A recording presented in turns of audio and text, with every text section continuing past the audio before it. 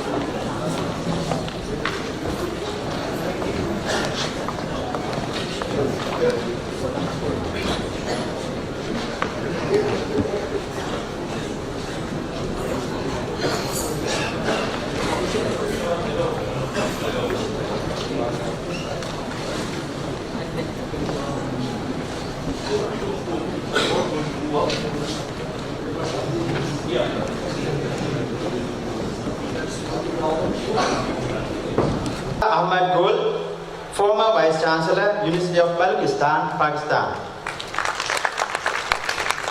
Dr. Safdar Ali Shah, Director General, Higher Education Commission, Pakistan.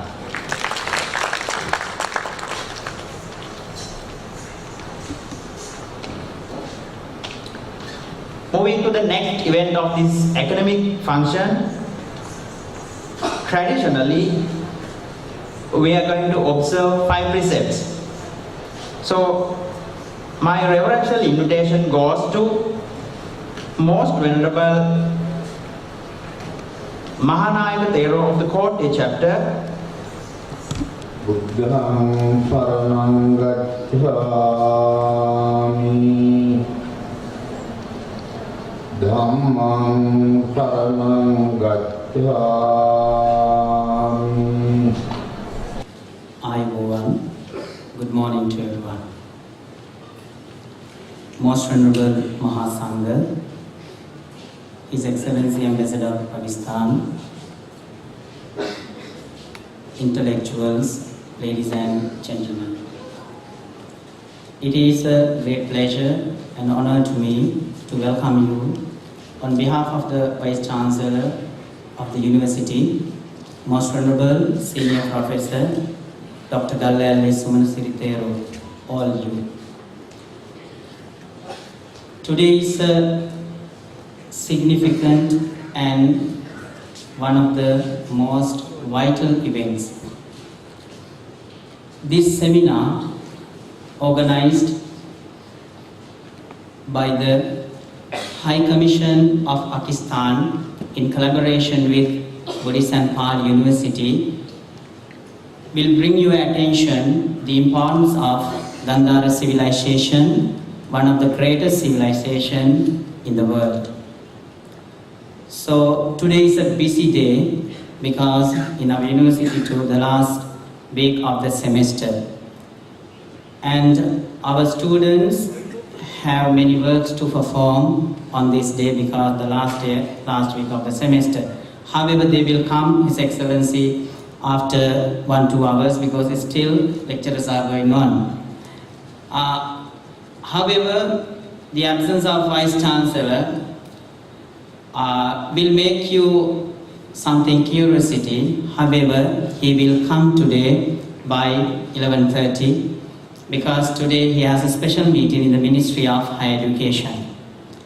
On behalf of him and all the academic staff of our university, I would like to welcome all you here. First of all, this was a difficult task for me because organizing such a big seminar, because we thought earlier this was something very small one and a general seminar like that. But working with the High Commission, we got experiences to organize a seminar to reach an international level. However, I believe strongly as a coordinator of the seminar, this will be a very successful seminar. So, mentioning those things, here I would like to welcome everyone. First of all, accepting our kind invitation here, the representation of Most Venerable Mahanayaka Thera and other Venerable Theras, it's a great pleasure and great honor for us. So that we would like to welcome Most Venerable Mahanayaka Thera of the Kotte chapter, Dr. Ittapane Dhammalankara Nayaka Thera, on behalf of the Vice Chancellor and the academic staff of Buddhist and Sri University of Sri Lanka and His Excellency High Commissioner of Pakistan. So your presence here, Most Venerable Nayaka Thera, is a great honor and we would like to once again welcome you because he was waiting here for several minutes and he came on time and asking our request, he was quite patient. And thank you very much for your kind patience and all the respects. And I would like to welcome Most Venerable Padberiya Vimalajnana Thera, representing the Kotte chapter. Then the Senate member of the Buddhist and Sri University of Sri Lanka, Most Venerable Alikewala Silananda Nayaka Thero, the former Vice Principal of the Ananda College, Colombo. And all the venerables of the Buddhist and Sri University, all the professors, venerable professors, and all the head of the departments, I would like to welcome on this special event. So then I would like to welcome High Commissioner of Pakistan Embassy, Major General Dr. Shahid Ahmed Hazmat. Thank you very much, sir, your cooperation and all the support to succeed this event, because we believe that he has a great vision to disseminate this knowledge, because he's a person we saw that has a great vision and a mission, because we need such a person to change the world, because today we are living in a globalized and well-civilized society rather than in the history. So we saw that in his heart, he needs to give this heritage to the entire world and to get the proper attraction.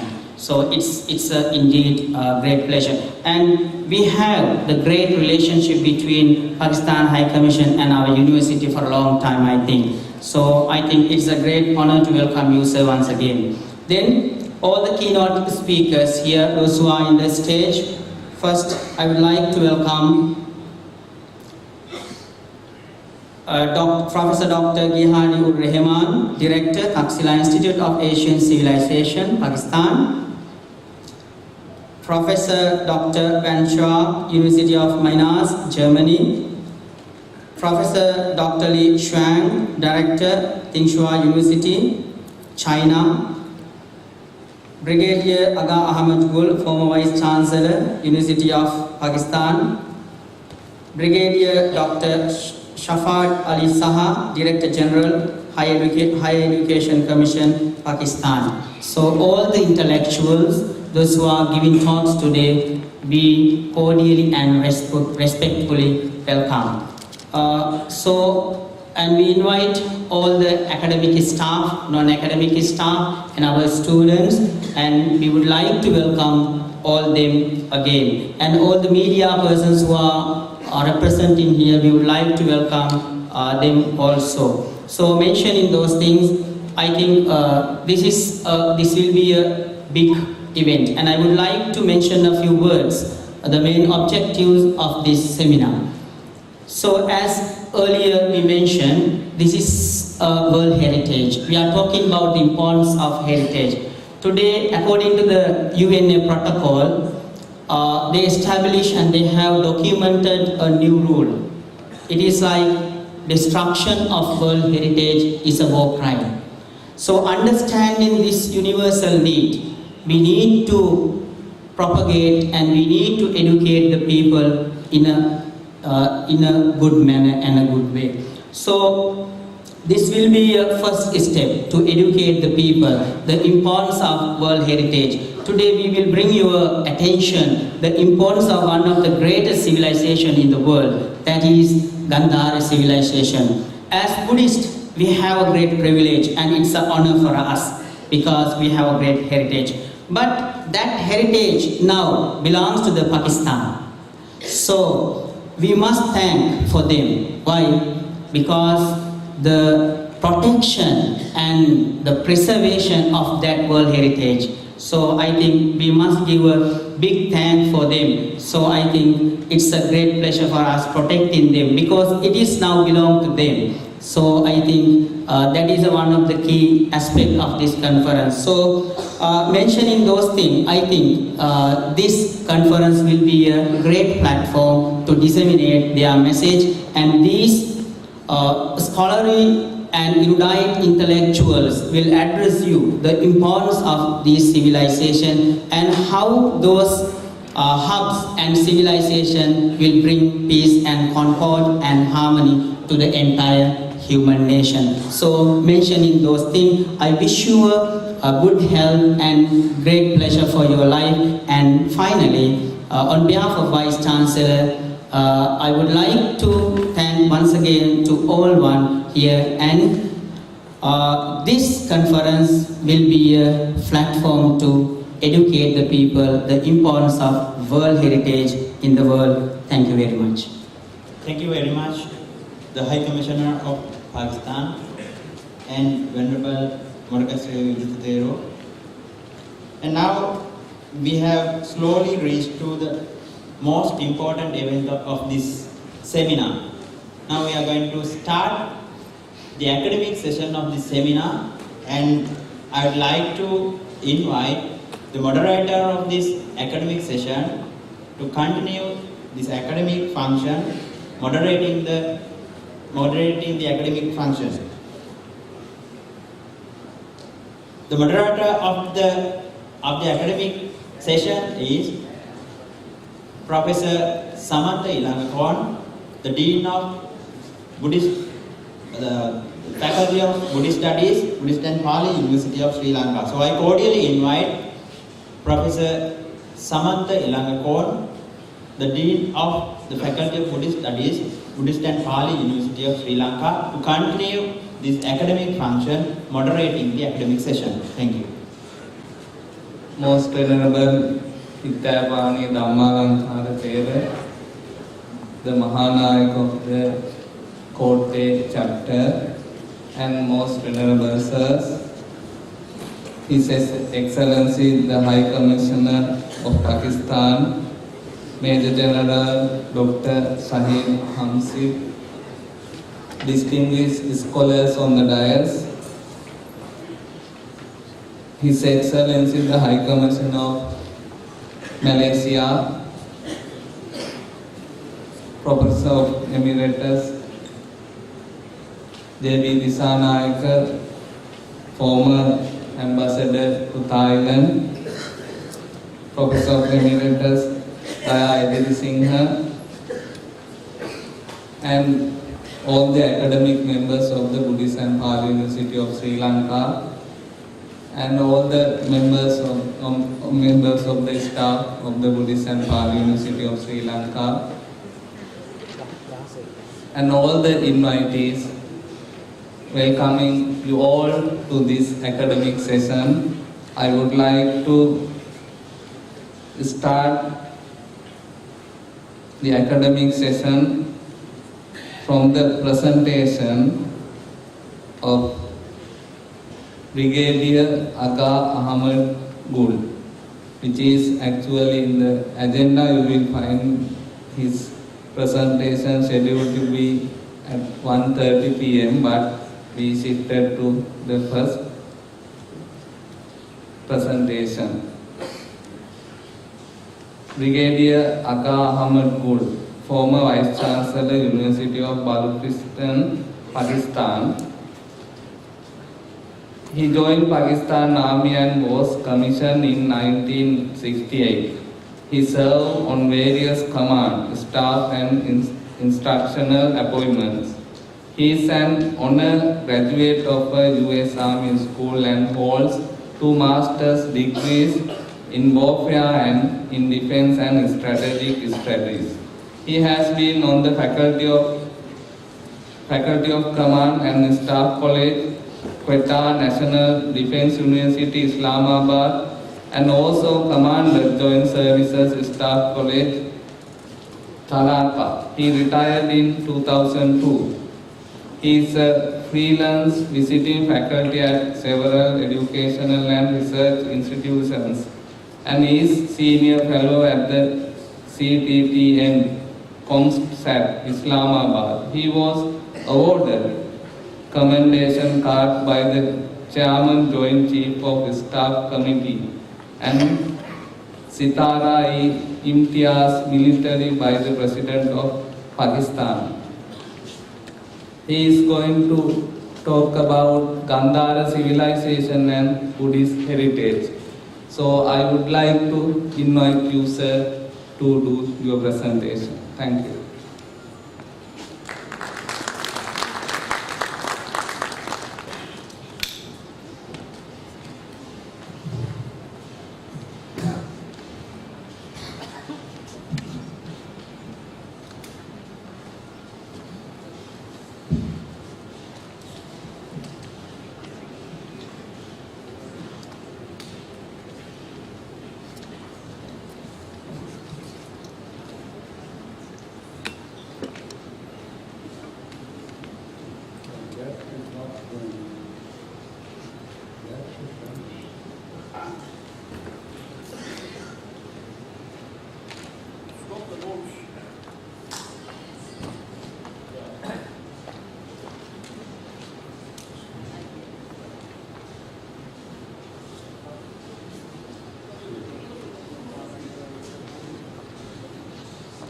Bismillahirrahmanirrahim. Excellencies, Vice Chancellor who is not present of the Buddhist and Pali University, and Mahan Yakat Fellows, faculty members of the university, and my very dear students of the university. I call you my very dear students because you are the future of Sri Lanka and the future of the world and future of the bridge that the High Commissioner from Pakistan is trying to build between Sri Lanka and Pakistan. When I was listening to the prayers and I was listening to your national anthem and I saw these very venerable monks sitting here, I almost moved in time as if we are 1500 years ago in the time, moving around in Gandhara. I have a personal touch with that because I've walked on those lands where Buddhism flourished. I have seen the stupas, I have seen Lord Buddha's statues. So there's a personal involvement in this. It is not just an academic talk that I'm going to give.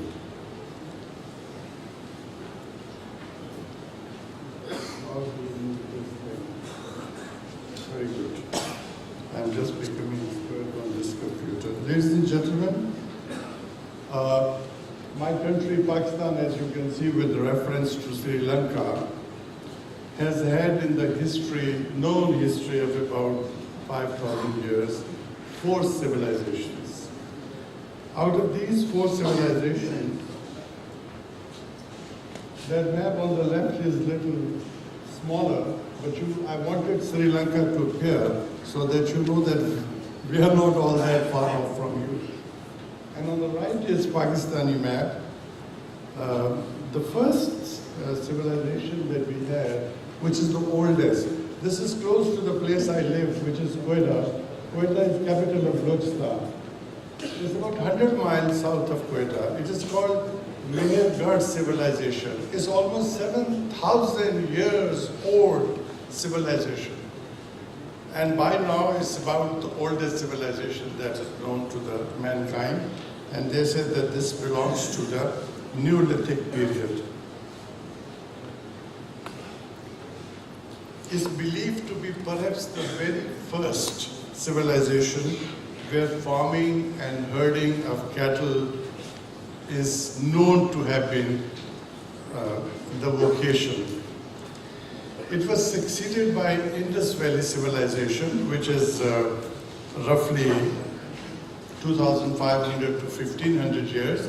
And the 2 areas in Indus civilization, one is here, Harappa, and the second one is Mohenjo-daro. Mohenjo-daro in Sindhi language means the mound of the dead, because there are no livings. The buildings are there, everything is there. And I must say that some of the streets and drainage systems of Mohenjo-daro put to shame many of our villages in Pakistan today. So those people were way ahead of us in their civic sense. And then the 4th civilization that Pakistan inherited is the Gandhara civilization, which is way up here. And that Gandhara civilization, incidentally, started about 500 year BC and ended by about 800 year in the year of the Lord, or Common Era. This 800-900 years period was spread over what is today northern Pakistan, including our capital, and Kabul Valley up to Bamiyan, if you are conversant with the area. So in other words, the strip of land covering North Pakistan and Afghanistan is where Gandhara civilization existed. It was ruled by many dynasties. I'll count some of very prominent ones. I'll actually be flying through some of the very prominent ones because we are covering 800 years of period. But nearly all of them were linked together by adoption of Buddhism. Indeed, the Buddhism and Indo-Greek artistic traditions became the cultural identity of Gandhara civilization. And that's what I shall be talking about. Let me start by just giving you a bird's-eye view of what I'm going to talk. I'm going to talk about the extent of Gandhara geographically. And by the way, it is still identifiable even today because the relics are still there. The people have tried to destroy them, but they haven't been able to destroy them completely. Then I'll talk about the origin of name Gandhara. Give a very brief political history of Gandhara. I'm not going to name the kings, but I'm going to tell you the hordes which came from such far-off areas. it was like a magnet attracting everybody into this area. I suppose because of fertility of the land. And then I'll give a very short talk on Gandhara Civilization. It's a beautiful civilization, it touches your heart, and it was difficult to compress it. I wanted to put so many things in it, but because of time constraints, I have tried to squeeze it. Then I'll say a few words about Gandhara art and Gandhara architect. That will bring me to the end of this talk. If you have any questions, you're more than welcome to ask hereafter. Now, let me start by giving you the extent of Gandhara. This is the extent of Gandhara, spread like this. Gandhara originally was an ancient state lying about River Indus, River Kabul, and River Swat. In fact, some of the historians don't stop at 1200 year BC. They say it's almost 3000 year BC. Others do not agree, but that is the talk which is going on. It's bounded in the north, as I said, and the west by huge mountains, Hindu Kush, Suleiman Range. The cultural and political hegemony of Gandhara prevailed up to Kabul and Bamiyan in Afghanistan and Pothohar region, starting from Peshawar to southeast of our capital, Islamabad. Now a few words about the origin. As you can see, there are a lot of rivers around. The name Gandhara, various historians have tried to find the reason where did this name come from, but probably the most prominent and geographically supported theory is that the word Kand or Gand means in the local language is a derivation of Ku. Ku still means the well. So they said it's pool of water all around. And as you can see, there is a reason to this. It was called land of the lakes. And you can see these crisscrossing rivers which made it possible for this civilization to emerge. Water, as you know, is the lifeline of human existence. Without water, there can't be anything. With this, I'll go on to political history of Gandhara. I'm covering something like 1600 years on one page. I'll try to describe each one of them, not from the point of view that who came and who conquered, but from two things. One, when did the Buddhism start here? And two, who were these people? They were coming from all over the place. We just know the names. I tried to give you the origin. From where did they come into this area to make it so enriched? So that is the purpose of giving you this. We'll start with Achaemenid and Alexander. This map that you see is where Alexander has been traveling. That's Greece, and from there he's been coming this way. But before that, by about 550 BC, during the reign of Cyrus the Great of Persia, Gandhara was added to the Achaemenid Empire. And ladies and gentlemen, at that time, history says that was the only world empire. It was spread from Egypt to Central Asia, huge empire. In 327 BC, Alexander, a young man, gets up, conquers half of the known world, Persia, Central Asia, and then he conquered this area which is known as Gandhara. But Alexander's stay was very short. Although it was very short, but he left a sizable population of Greeks in every region that he conquered, including Gandhara. The craftsmen, soldiers, and other followers were encouraged to intermarry and blend with the locals, introducing the Greek civilization in the conquered territories, which affected their history for centuries to come. In fact, in many ways, it continues to affect even today. Then we move on to the Mauryan rule. Now you're sitting too far off, but I hope you can get a general idea. This is Gandhara, and that's the Mauryan rule. And this is your beautiful country, Sri Lanka, right here. I've tried to put Sri Lanka so that you can establish the bridge. We may be far distance-wise, but spiritually and intellectually, we are not very far. Some 7 years after Alexander conquered this territory, Chandragupta Maurya became the emperor of Magध. Magਧ is somewhere to the east, a little west to the Bengal, but somewhere here is Magਧ. He was the emperor and he conquered Gandhara and named Texla. Texla is still there on ground, which is somewhere here, made Texla as a provincial capital to look after valleys of Bamiyan and Kabul also. Chandragupta Maurya's family adopted Buddhism, but the most prominent man was his grandson Ashoka, who in 268 extensively started propagating Buddhism. And in fact, he is considered to be the real driving force behind Buddhism in this area. Ladies and gentlemen, the Mauryan Empire lasted some 130 years. Now, 130 years of spreading Buddhism, you can imagine what must have happened. And understandably, the Buddhism flourished. Now, in 184,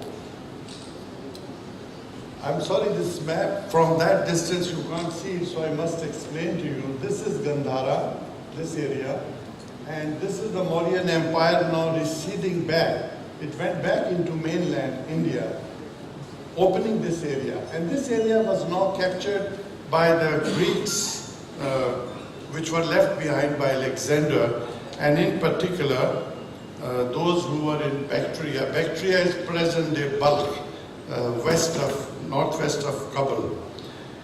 They captured Gandhara under King Demetrius. He built a new city near Texla and named it Sirkap. Sirkap even today means severed head. So he made a new city. By the way, Sirkap is still there. If some of you visit Texla, within few miles you will find Sirkap still on the ground. Now the kingdom of Demetrius did not last very long, but he captured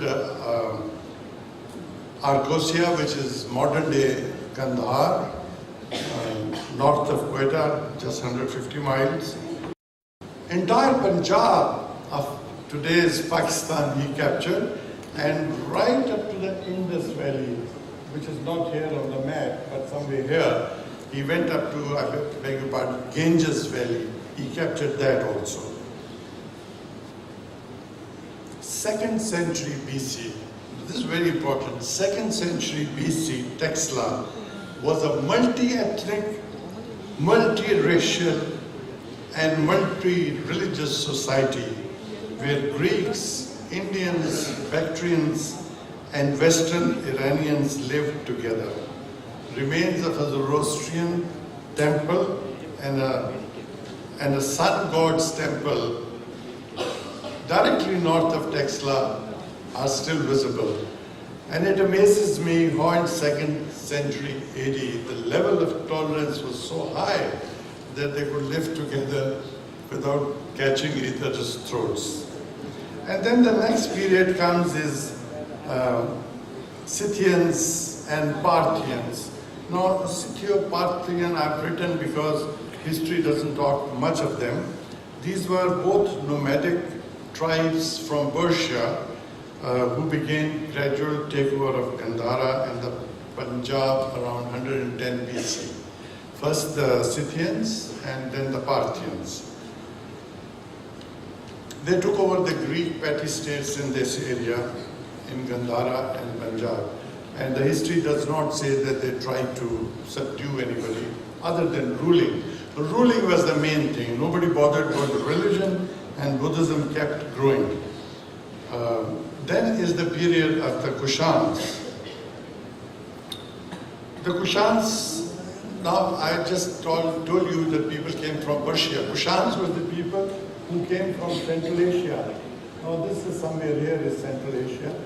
Kushans came from Central Asia, wrested control of the Gandhara region from the Scythiopartians in 80 AD. Texla was destroyed. It was, in those days, I suppose, the first thing to do, destroy the capital. So they destroyed Texla again and rebuilt a new town nearby and gave it a name, Sirsuk, Happy Head. By the way, Sirsuk is still there in ruins. And mind you, 1900 years have passed, but the relics are still there. That's what I say when I look at you all and I listen to the prayers. I always feel a bridge exists in time. We can move in that time. You more closely, me geographically. You spiritually are closer to that. Okay, then comes the White Huns. White Huns are also called Heptalites. They were again a nomadic people in Central Asia who invaded Gandhara region. It seems people in Central Asia had no business but to keep raiding Afghanistan or India. So around 450, they raided, captured Gandhara, and then they moved towards what is present-day India. The Huns adopted Hindu faith, Shaivism. Shaivism is a cult of Hinduism or a sect of Hinduism. Hindu Gupta Empire was Hindu, so he wanted to, his name was Merkula, he wanted to be associated with them, so he adopted Hindu religion. This religious character change of the region gradually shifted it from Buddhism to Hinduism. And the Buddhism was forced to move up north towards China and further beyond. Ladies and gentlemen, the change in religion changed the basis of all social life. And it led to a decline in the prosperity and already steady erosion of Buddhist culture of the Gandhara region as a whole. But it still continued for some 100 years. And of course, then comes what is called Hindu Shahi. Shahi is, in Sanskrit, you might be knowing, means ruling. So Hindus were ruling and then the Muslim rule comes. During the Hindu rule from 850 AD and then successive Muslim conquest of Delhi from Central Asia or from Kabul, about 1025, Gandhara region saw constant invasions from the northwest.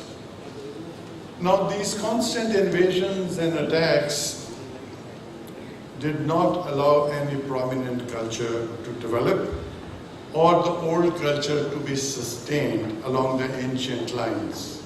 The old cities and worship places of importance, the Gandhara civilization, fell out of memory gradually for the next 1500 years.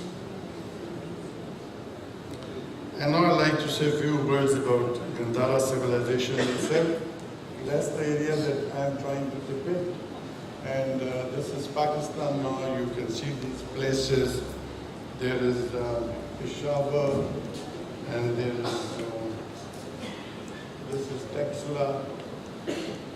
Actually, this whole area is about 100 miles by 100 miles. And if you ever venture out, you can see this in about less than a week.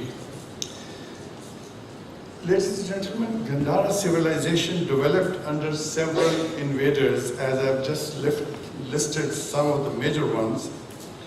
All had varied cultural backgrounds over hundreds of years.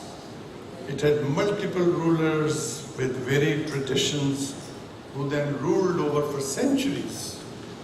However, the archaeological evidence even today suggests that there was a uniformity of its cultural tradition in spite of these changes in the rulers, and rulers also coming from multiple backgrounds. Although the territories of the kings were often spread over large areas, they would go to the east, to the south, to the west, but surprisingly, the cultural boundaries of Gandhara were well defined and allow us to identify it uniquely even today. And I think one dominating factor was Buddhism, which held this area together.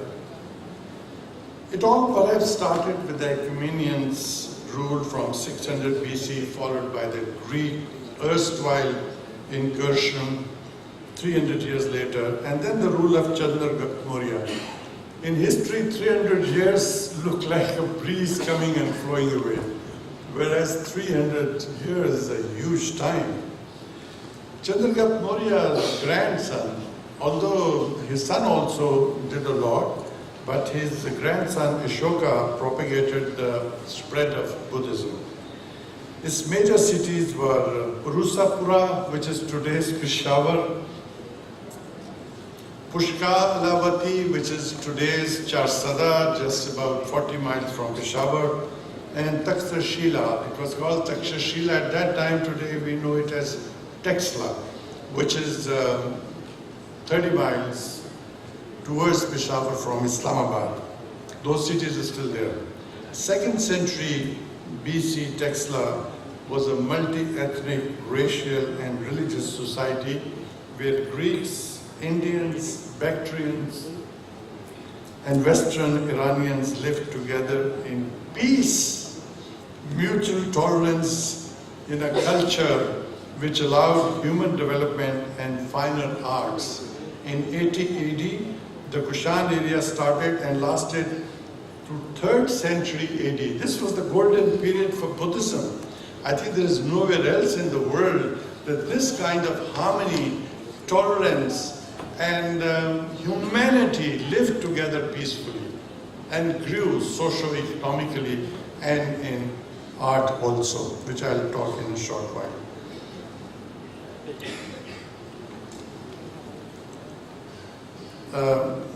These 400 some years are indeed considered the high point of Gandhara civilization. It's developed finest art, culture, architecture in the history of this region. In fact, in entire of today's Pakistan, you don't find a better example. Imposing stupas with gold-plated minarets, precious stonework, monasteries, edicts on rocks carrying messages of Lord Buddha, monasteries with students living on campus, and beautiful Indo-Greek sculpture duly decorated with gold leaves, colorful paints gave a dignity and a grace telling the story of that great period. If you try to imagine by seeing the pictures, it actually puts you in a trance that what a tremendous heritage of human growth we have had. Then came the White Huns, as I just mentioned. They conquered Gandhara region around 450 AD, adopted India's dominant religion, which was Hinduism.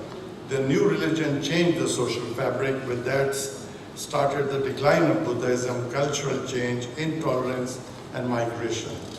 Now, what was left of Gandhara was put to sword and fire by the succeeding Muslim conquerors, who mercilessly sacked, burnt, and razed to the ground numerous stone-built cities, monasteries, monuments, and sculpture. Gandhara was forgotten even by the storytellers. Now, in defense of the Muslim rulers, please let me explain to you, they were not an Islamic army. They just happened to be Muslim. Why were they Muslim? Because Afghanistan, today's Afghanistan, at that time it was called Khorasan, and Persia, they had majority Muslims.